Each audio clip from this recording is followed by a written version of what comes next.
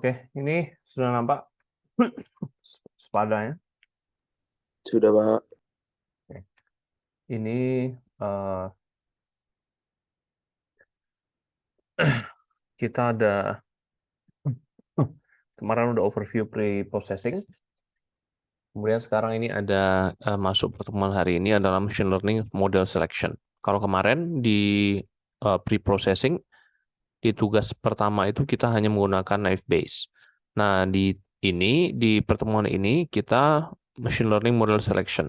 Kita memilih ya, mencoba beberapa machine learning model yang lain gitu. Nah, seperti yang saya sampaikan sebelumnya, ini sebenarnya sangat sederhana sekali ya. Kita hanya tinggal menambahkan 3 baris untuk setiap machine learning model yang ingin kita gunakan. Nah, kalau kalian buka sini, sudah ada tugasnya, sudah ada Python-nya, dan sudah ada tweets-nya. Tweets-nya sama seperti yang sebelumnya. Nah, untuk yang Python-nya ini, yaitu bisa kalian buka, ya kurang lebih sama dengan yang sebelumnya. Ya, perbedaannya ada pada bagian machine learning model selection-nya. Ya, kalau di sini, bentar.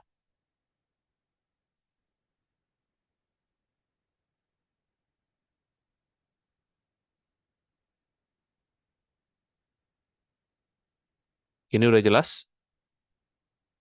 Terus saya besarin lagi. Oke, ini ya. Jadi di sini tetap sama ya, kita importing libraries-nya, NumPy, Panda, kemudian datasetnya kita baca ya.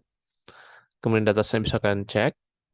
Kemudian kita clean data teksnya seperti biasa, yang seperti sebelumnya ya. Kemudian setelah di clean, datanya jadinya seperti ini, korpusnya setelah dibersihkan. Nah, sekarang kita bisa membuat back of words seperti biasa ya, menggunakan sklearn, count vectorizer, fit transform, data set kita ambil yang 1000 saja misalnya gitu ya. Maka kita akan dapat datanya, back of word modelnya. Kemudian kita bisa split data set menjadi training set dan test set ya. Seperti yang saya bilang sebelumnya, sebenarnya ada cara yang lebih baik ya untuk membuat splitting dataset yang apa ya, yang terhindar dari yang namanya overfitting. Nah, cuman untuk sekarang ini aja dulu karena fokus hari ini machine learning model selection. Jadi tetap seperti ini, datasetnya 20, berarti yang test size-nya 20, berarti yang training setnya itu 80% ya. Nah, baru masuk ke machine learning model selection. Nah, ini seperti yang sebelumnya ya, sama sklearn, naive Bayes, import Gaussian naive Bayes. Nah, kemudian classifier sama dengan Gaussian naive Bayes, classifier fit X-train Y-train. Nah, ini kemarin sudah kita coba ya. Jadi untuk menjalankannya tinggal run, kemudian ini kita clean-kan dulu. Oke, selesai kita clean, kita create back of word modelnya, ya datanya sudah ada, sudah sesuai. Kita split datasetnya, oke, sudah oke. Nah, di machine learning model selection, di sini sengaja saya letak ya per kotak ini beda-beda model, ya beda-beda algoritma. Nah, di sini naive Bayes model itu 3 baris ini. Ya, sklearn, scikit-learn, .naive Bayes, import Gaussian naive Bayes. Kemudian classifiernya kita inisialisasi, kemudian kita fitkan ke data training sama X-train sama Y-train kita. Oke. Jadi untuk menjalankannya satu-satu kita pilih ya. Pertama ini misalnya kalian mau memilih yang naive Bayes, kalian runkan di sini. Ya sudah jalan, yang lain ini jangan di-runkan juga, kalian skip aja. Ya, kalian skip saja, kemudian kita langsung predicting test resultnya. Kita lihat seperti ini, kemudian baru making confusion matrix. Nah, dia dapat 84,5. Nah, sekarang kita tambah di sini ya untuk statistik kita barusan ini.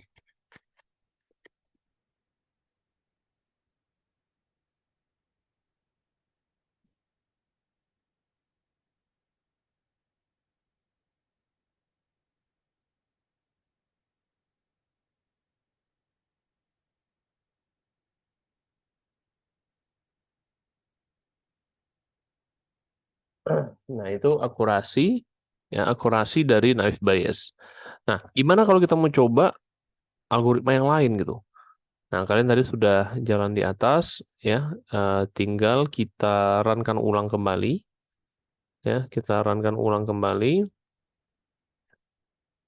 kita cleaningkan awal, oke, kemudian kita create back of word-nya, split datasetnya. Nah, di sini baru kita coba yang logistic regression. Nah, logistic regression kita run kan. Nah, dia udah selesai seperti ini ya, cara menginputkannya sklearn.linear model import logistic regression. Classifier sama dengan logistic regression. Kemudian kita fitkan ke data training kita. Nah, setelah kita runkan menggunakan logistic regression, kalian jump aja ke bawah langsung. Predicting test result, ya. Kemudian di sini making confusion metric. Tuh, kita nampak 0,885. Coba kita catat ya. Oke.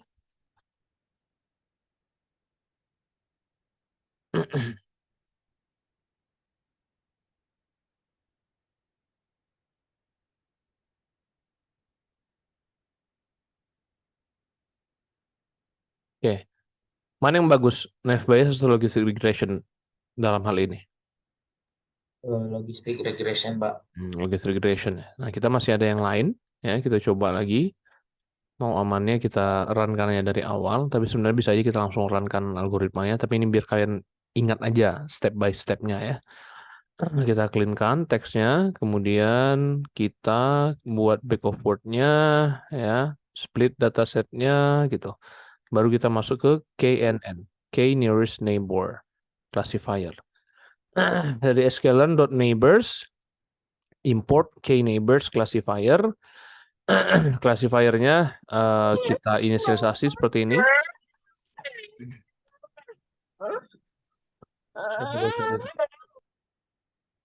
Siapa bocor itu? Oke, neighbor classifier, neighbor sama 5, metricnya Minkowski, dia ada banyak metrik yang lain, tapi ini hanya untuk testing saja, kan bisa explore sendiri nanti. Kemudian kita fitkan X trend, Y trend ya. Nah, sudah jalan, sudah kita run, kita predicting the test result, jalankan, kemudian making confusion metric, kemudian, nah, 0,675. Kira-kira bagus nggak? Gimana? Lebih bagus yang sebelumnya, Pak. Bagus logistic regression dan naive Bayes malah ya. Jadi ternyata KNN model nggak bagus gitu. Jadi nggak apa-apa, kita ya eksperimen, kita coba-coba gitu. Karena beda algoritma mungkin bisa menghandle data yang berbeda-beda gitu. Jadi bisa kita coba saja, eksperimen saja gitu. Karena eksperimen juga tidak sulit kan. Kalian cuma ngerankan ulang dengan algoritma yang berbeda gitu. Kita import lagi datasetnya, kita cleaningkan datanya, kemudian kita create back of word modelnya, kemudian kita split datasetnya. Nah, baru kita sekarang masuk ke SVM model. SVM ini sklearn.svm import SVC. Kemudian SVC kernelnya linear, random state 0. Ini bisa kalian sesuaikan, dia ada beberapa kernel yang bisa digunakan ya. Tapi ini minimal kalian tahu aja dulu. Ya, kita jalankan seperti ini. Oke, sudah oke. Kita masuk ke predicting test set result, jalan, making confusion metric. Nah, 0,83. Oke, kita catat.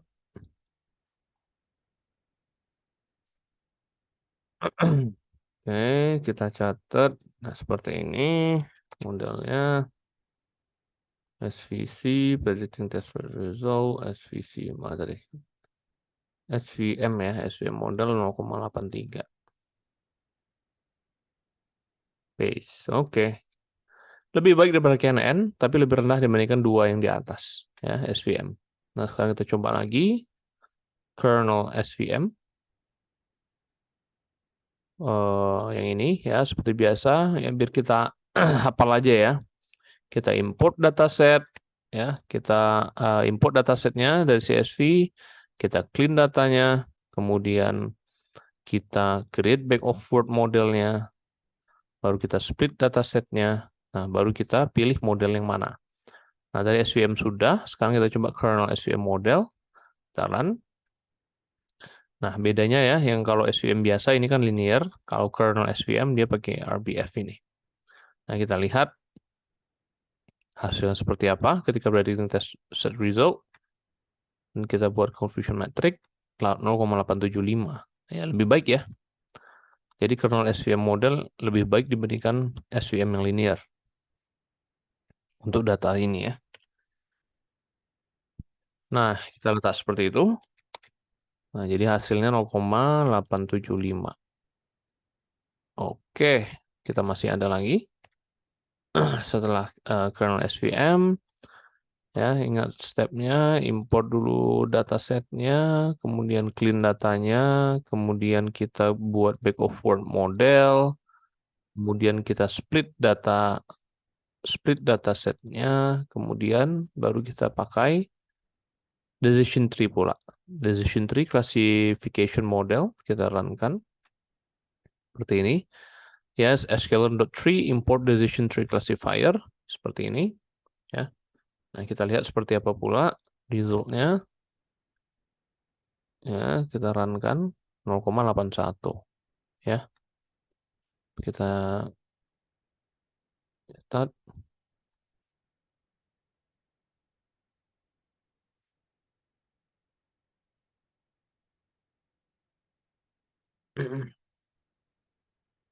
Oke, kita masih ada satu lagi terakhir, ya, namanya random forest. Ya, kalau kita runkan random forest, kita predict, bikin confusion matrix, dia 0,87, ya. Jadi yang random forest ini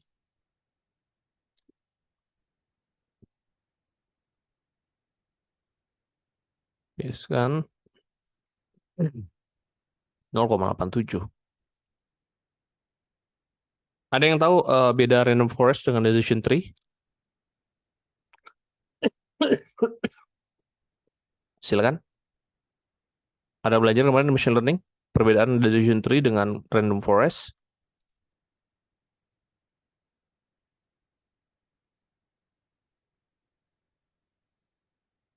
Aduh, nggak ada belajar random forest. Decision tree ada belajar.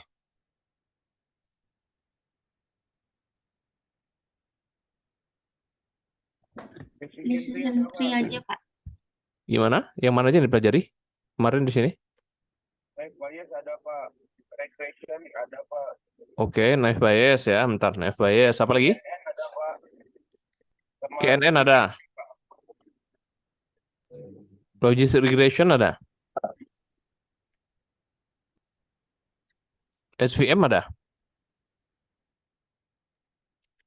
Oke, ada yang yang enggak ya. Nah, jadi intinya nanti kalian lihat random forest ini kan decision tree ini kan pohon. Kalau forest ini kan udah hutan ya. Jadi sebenarnya dia apa ya? Kalau decision tree ini kan 0,81. Kalau random forest ini dia bagian dari ensemble method ya. Di mana dia menggunakan beberapa decision tree istilahnya. Kita bikin ada simpelnya ya. Kita coba beberapa decision tree ini, kita eksperimen, nanti kita ambil yang terbaik. Nah, pokoknya intinya kayak gitu. Jadi random forest ini dia lebih ke ensemble method gitu. Karena kalau kita lihat dari sini, kira-kira yang mana mau kita ambil? Pakai algoritma yang mana kita jadi ya? Logistic regression model, Pak. Logistic regression karena ada 0,885. Nah, kira-kira kernel Oh iya, SVM nggak random bagus? forest. Random forest kira-kira nggak bagus? Bagus sih, Pak. Bagus kan?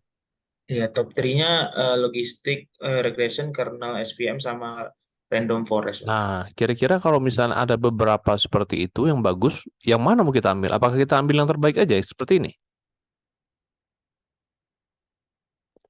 Kurang tahu, Pak. Nah, nanti itu pertemuan berikutnya itu akan kita bahas yang namanya ensemble method ya. Kalau kita kalian harus terbiasa googling sendiri sih sebenarnya. Ini saya tampilkan saja ya.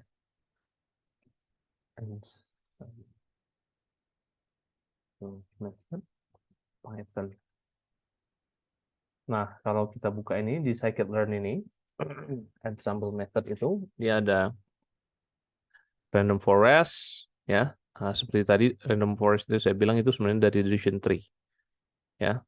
Tapi sekarang yang paling sederhana untuk ensemble ini itu voting classifier sebenarnya. Dia nge-voting, ya. Nah, kalau kalian lihat di sini, ya, saya zoomkan lagi.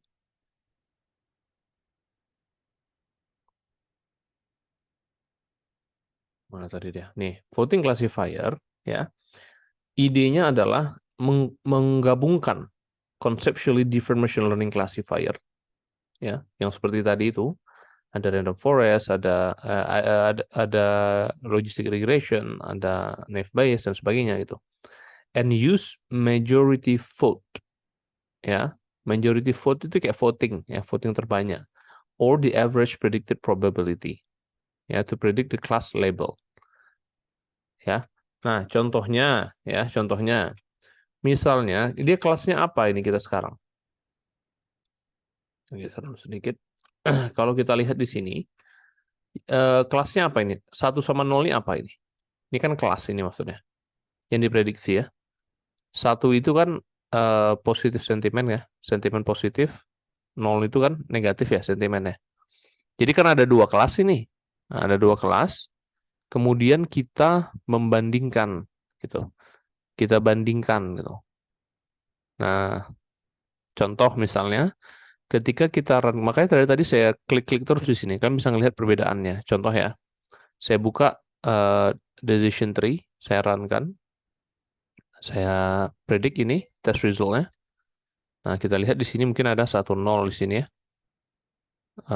Kemudian kita runkan lagi yang kernel, kita runkan, kita prediksi ya. Ini coba kita perhatikan ini.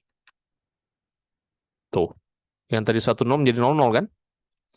Nah, artinya yang sekarang lebih tepat diprediksinya. Yang tadi salah gitu. Nah, artinya apa? Itu kan dalam setiap data testing itu, dia kan memprediksi itu, sentimennya positif atau negatif gitu. Nah, prediksinya itu bisa kita kombinasikan. Ya, contoh, naive Bayes model untuk tweets yang pertama, itu diprediksinya sentimennya positif. Logistic regression itu sentimennya positif.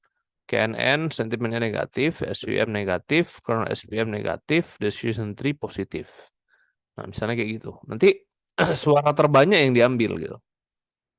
Nah, barulah ditentukan. Artinya, dengan menggunakan ensemble ini, majority class label ini, itu kita akan bisa mendapatkan harapannya nilai yang lebih tinggi dibandingkan lebih tinggi daripada 0,885. Harapannya gitu. Cuman ketika kalian membuat ensemble ini, kalian harus ambil yang kuat-kuat aja gitu. Contoh di sini yang kuatnya logistic regression, kemudian kernel SVM dengan random forest misalnya. Nah, yang kuat-kuat aja yang kalian ambil ya, sehingga nanti hasil klasifikasinya itu tidak jauh gitu. Harapannya dia bisa saling membantu. Jangan pula dimasukkan yang KNN 0,675, nanti dia malah nggak ngaruh ya dia kan.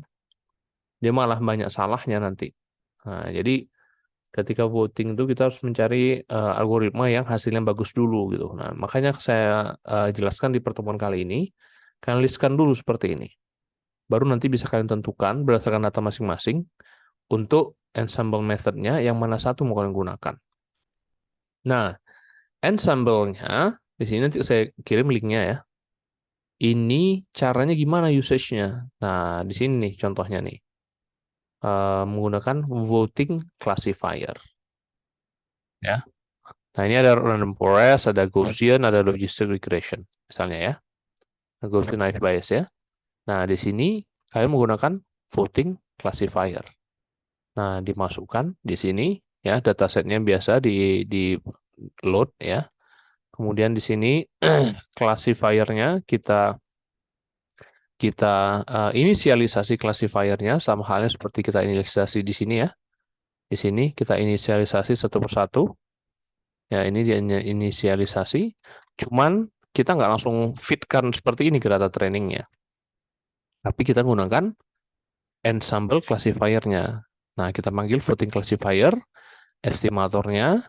Nah, kita masukkan classifier 1, classifier 2, classifier 3. Nah, kemudian baru kita runkan di sini. Nah, baru nanti akhirnya dapat akurasinya berapa gitu. Ya, jadi yang ensemble ini kalau kita lihat nih, kalau logistiknya kan 95, random forest-nya 94, akurasi yang naive Bayes 91, kalau yang ensemble-nya 95.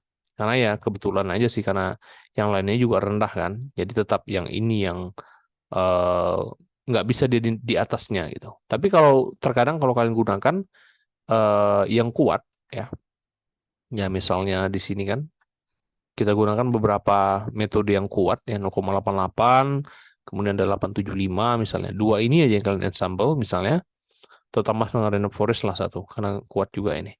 Nah, itu dia akan bisa mendapatkan hasil harapannya, akurasi ensemble-nya itu lebih tinggi dibandingkan akurasi individual.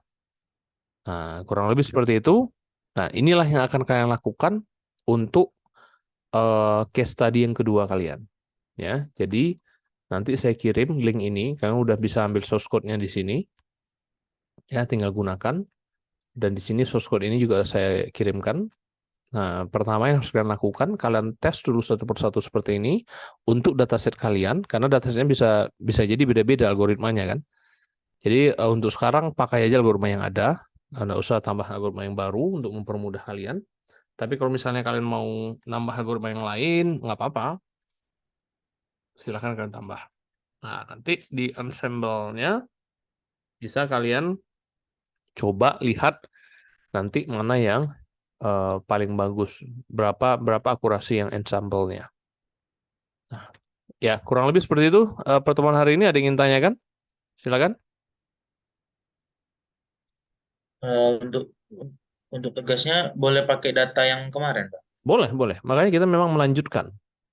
Kita melanjutkan dari data kemarin gitu. Malah sebenarnya sebaiknya seiring dengan kita ada tugas seperti ini, kalian sudah mulai mencari dataset yang untuk proyek akhir kalian gitu. Makanya kalau misalnya kemarin udah kalian coba, ternyata datanya tidak begitu bagus, misalnya kan, ya kalian bisa cari dataset yang lain gitu. Tapi nggak apa-apa lah untuk sekarang ini gunakan yang sama pun nggak apa-apa. Nanti kalau pun mau berubah untuk proyek akhirnya juga nggak apa-apa gitu. Yang penting kalian dapat konsepnya dulu, bagaimana machine learning model selection-nya, bisa kalian beda-bedakan satu persatu, atau bisa kalian gunakan ensemble yang voting classifier untuk dia voting ya, voting mana prediksi terbanyak gitu ya. Prediksi terbanyak itu yang akan dipilihnya gitu. Ya, ada yang ingin tanyakan?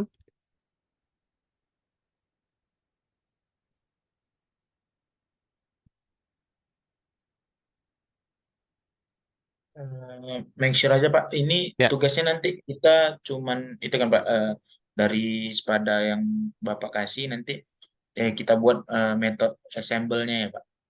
ya. Jadi yang saya kasih itu ya seperti yang tadi gitu.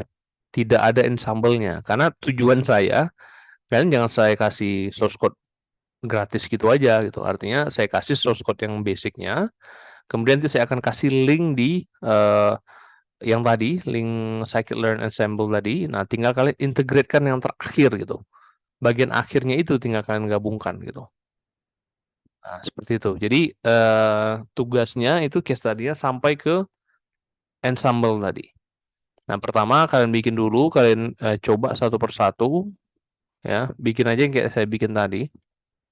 Ntar saya share screen dulu. Ini di akhir kalian bikin aja kayak gini. Ya, di akhir kalian bikin seperti ini, saya pengen lihat bagaimana statistik akurasi untuk setiap metode, kemudian baru kalian tambah di sini ensemble-nya.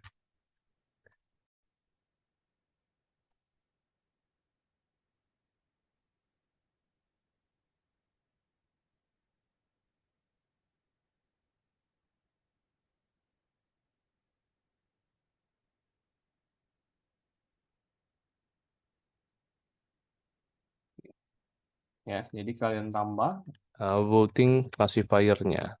Jadi,